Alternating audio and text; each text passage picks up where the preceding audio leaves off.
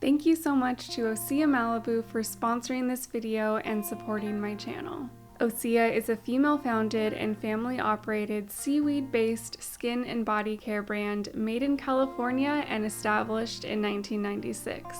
At this point, I've turned basically all of my friends and family onto this wonderful climate-neutral brand, and I'm really happy to share them again with you here on my channel. If you're new to Osea, their Undaria Algae Body Oil is a great place to start. This fast-absorbing, citrusy-smelling oil softens skin and leaves it glowing. I use this stuff all year long, spring, winter, summer, fall. It's just so good, and I love how glowy it makes my skin. Clinical results even report that 100% of users showed a significant improvement in the moisturization and skin elasticity after just one use, and after 2 weeks, 100% of users agreed that their skin looked firmer and less crepey. A few other Osea products that I use daily are their Ocean Eyes Serum. This helps reduce the look of dark circles and puffiness while hydrating the skin. Their Hyaluronic Sea Serum that increases hydration and minimizes the look of fine lines. And their Sea Biotic Water Cream that feels weightless on the skin while hydrating for 72 hours plus. So if you'd like to give Osea a try for yourself, follow the link in my description and use my code for 10% off your purchase. And thank you again so much to Osea for sponsoring this video and supporting my channel. Hey everyone, welcome back to my channel. So as you can see, I'm not at home. Our apartment is so hot right now. We're having a heat wave in LA. It's just been happening, and it's gonna keep happening into next weekend. So I'm here at my family's house. They kindly let me film in their guest room so that I could get this video out to you. So this is a Q&A, and I'm really excited about this one. I asked you to ask me questions on Instagram, and I have them here on my phone. So let's just get into it. The first question is, what was your last DIY project?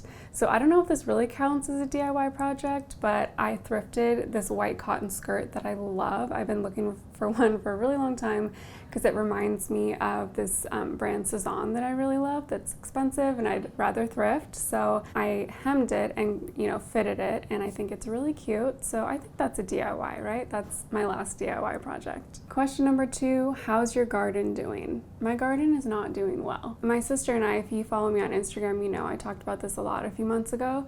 We cleared out the whole little back section of our apartment, and we put sod down or mulch, and I got these garden beds that I was really excited about, but I just, I got sick. I found out that I had Lyme, and it's just been so hot, so I haven't filled the garden beds up yet. There might still be time because last year my most prolific garden happened in the fall. But we'll see if that's still going to happen. And then in the front, we planted a bunch of our succulents that we found, on the side of the road or on walks or from friends' houses, and they've grown really well.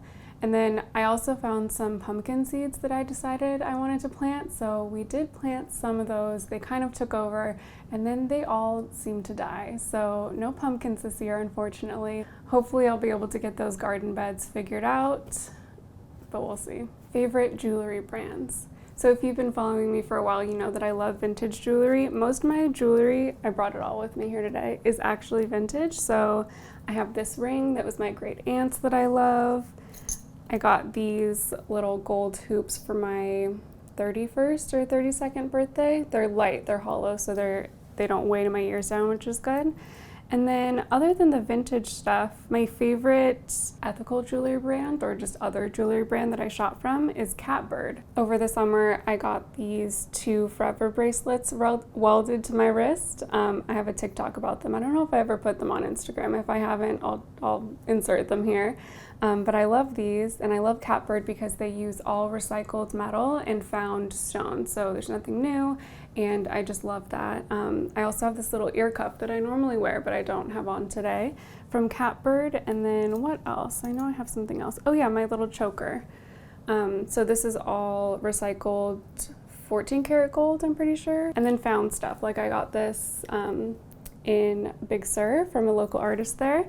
And I found this little jade stone in Big Sur, and I had someone put a little bail on it. So the next 2 questions are wedding related. For my sister's wedding, someone asked what did I wear to Taylor's wedding, and then someone asked if I vlogged. So I didn't vlog. I hardly took any video of the wedding at all because I just wanted to be there in the moment supporting my sister, and it was such a beautiful ceremony and wedding. And if you missed the video where I thrifted a bunch of dresses to wear to my sister's wedding, I'll link that for you here. I ended up picking one that in the moment I didn't think I liked, but then as I edited the video and saw myself in the dress, I really did like it. So I picked the black one, and it was really fun. It was perfect for the wedding. I was able to run around in it and get things set up and just be in the moment and have fun. And I wore this vintage jade bangle to the wedding and also my catbird little choker, and it was very special and it was beautiful. Do you and Nick have any trips coming up this year? So we like to travel in the fall because we always have friends and family staying with us in the summer, and it's always so hot and crowded everywhere. So the fall is, you know, nice and crisp and usually less crowded. So we might go somewhere in November around my birthday, but we also might be moving. So we'll see. We're also hoping that once we move, we'll be able to take a lot more weekend trips, especially now that I'm feeling better. Speaking of health, someone asked, how's your health? So I have Lyme, which stinks. But I'm also really grateful to know what's going on because I've been so sick for the past 2 years, you know, over 2 years, but I feel like the pandemic really ramped things up in my body because I was so stressed, especially at the beginning of it. So I have Lyme. I'm working really closely with my MD, who I'm really grateful for because she's really up to date on like the newest sort of treatments for Lyme, not newest, but the, you know, the things that help a lot. And she also focuses a lot on, or she specializes in people with autoimmune disorders. And it's so interesting that a lot of times those two issues happen to people at the same time. That didn't make sense, but hopefully you get what I mean. So I'm really grateful to be working with her, and I'm feeling a lot better than I was before. Right before I was diagnosed with Lyme, I think I was the sickest that I'd ever been, and I was so stressed because I didn't know what was going on in my body. I felt like everything was shutting down. I couldn't eat. I had headaches all the time. I was tired and fatigued and just so anxious and stressed. And so I think just knowing what it is has really lifted a lot of that for me. And I feel good that I have a supportive team helping me, and hopefully I'll continue to feel better as I go down this health journey. So I obviously don't have all the answers for Lyme. I was just diagnosed actually it was like 6 months ago now. I waited a long time before sharing it online because I was so sick before. But there is a book that I want to recommend to anyone that has Lyme and is looking for helpful solutions. It's called How Can I Get Better? And it's written by an MD. It could be helpful if you're looking for an action plan, even if it's, you know, things you can bring to your doctor and talk about with them if you need that sort of support. I don't know. It was helpful for me. Hopefully it'll be helpful for you too. Are you still doing capsule wardrobes? And can we get a wardrobe update? So I'm kind of doing a capsule wardrobe.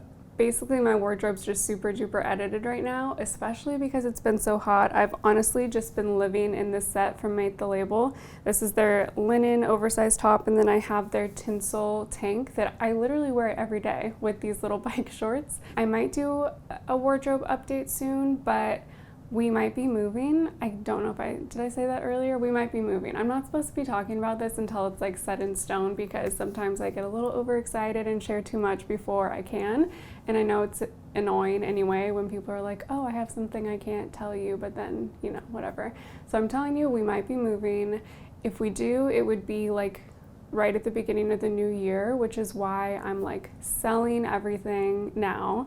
And I guess I'm just saying this in this question because I'm selling a ton of my clothes on Poshmark, and I'm kind of going back to the really not strict, but just really streamlined small wardrobe because if and when we move, our new place is going to be small. So I need to be organized, and I'm excited if and when that happens to get back to a capsule wardrobe and share more, you know, of the like minimal, edited style stuff with you guys. So hopefully look forward to that. In the meantime, check out my Poshmark because I'm literally getting rid of everything and I accept offers, so please buy my stuff. New fun makeup or beauty finds. This Salt New York palette is my all-time favorite makeup find. It really helps me to reduce my waste because I only buy makeup that'll fit in here, and that generally means that I just buy one thing at a time. Like I mean, I have technically two blushes in here, but one is like more of a bronzer brush and one is just like a pink blush, and I still have space for other stuff in here. So anyway, if you're looking for a way to reduce your waste, before you buy new makeup, obviously use the makeup you have, even if it's in plastic, because that's the most sustainable thing to do. But then if you can, when you're buying new makeup, look for products that you can just buy the pans of and get a little palette like this and stick them in here, and you'll love it, I promise. It's so great, and it's so easy to like move around with. Another makeup product that I have used and loved is this Zero Waste mascara from Izzy. I need to send this back in because I'm done with it, but it's this actual zero waste makeup brand in the sense that they use, I think it's surgical steel containers, and then when you send them back, they sterilize them and refill them and send them out again. I have some other makeup that I would just have to recycle, like through TerraCycle, which is okay, but it's not like ideal, right? Recycling shouldn't be the goal. Reusing and using less, for me at least, is the goal. This brand Izzy also has a brow product that I'm interested in trying when I'm done with mine, and also some lip products. And then I can't talk about makeup without talking about Axiology. Their products are all plastic free, packaged in paper, and they're multi-use, so they can be used on your cheeks, on your lips, on your eyes, and they come in a bunch of different colors, and I really, really love this brand. So definitely check them out too if you're in the market. I loved this next question, I had to include it. Top 3 things you can't say no to at the thrift store. So I'd have to say number 1 is a vintage Pyrex. I think they're called refrigerator dishes, but with the lid. So the way that I kind of keep myself on the minimal train, especially when I'm thrifting, is I have a list, and I'm not afraid to deviate from the list, but generally with stuff like this vintage Pyrex, I'll only get it if it's in really good condition and has the lid, and that keeps me from overfilling my house with like half together vintage Pyrex stuff. The next thing I could never leave behind at a thrift store is a woven purse or backpack, but it's this very specific weave. I forget the name, but I'll put it here. I found several of these at Goodwill over the years. They are something that I find is like harder and harder to find now, just like popping in on a random day, but you still can get lucky. And then the last thing I'd have to say are really unique textiles. I found these really cute gingham napkins recently. This was actually at an estate sale, but I'll say thrift store because it's all secondhand. And textiles are such a unique way to add character to your home, especially vintage ones, because I feel like everyone has the same stuff from West Elm or Target, even though Target is very tempting. But before you shop at Target, try shopping secondhand because it's a great way to save money and reduce your waste overall. What have been some of your favorite TV shows or movies? So I really liked Severance on Apple TV. I'm really sensitive to like violence and gore, and so I did have to, I mean, there's not necessarily gore in that show, but there were some parts I needed to close my eyes, and Nick told me, and I fast forwarded because I'm kind of a baby in that way. But the story is so amazing, and the visuals, just like the design and set dressing of that show is so incredible. So I highly recommend it if you have Apple TV. We don't anymore, and I want to watch it again, so I might have to do a free trial, see if that's possible. If you could collaborate with anyone on a video or project, what would it be? This is such a good question, and it's something that I honestly need to think more about, because I feel like when I got sick, my world kind of like got smaller, and I stopped dreaming and, you know, thinking positively about the future because I was just so confused and so sad that I was sick and I didn't know why. So this question's a great reminder to me to really start dreaming for my business again, and yeah, that just makes me really happy to think that. So off the top of my head, I love HGTV Handmade. Rajiv is one of my favorite YouTubers, and he has videos on that channel, and it would be a dream to like work with him or them. That's like a very big lofty goal. As Nick and I are thinking about moving and this new place that we might move into, it's gonna be kind of fun and different if it ends up working, and it would be a dream to like show that place that we're going to live on a network like HGTV Handmade. Even if that doesn't happen, I'll obviously share the whole journey with you all here on my channel, and I always remind myself when I'm making YouTube videos, you know, like this one, that this is honestly my dream job, and that's something that I'm grateful for every day, especially now that I'm feeling better. Hopefully I'll start making videos more consistently again. I'm just grateful for you, and I'm grateful to be able to be creative with you on the internet. So thank you for watching. But anyway, I just wanted to say thank you so much, and I'll see you in my next one. Bye.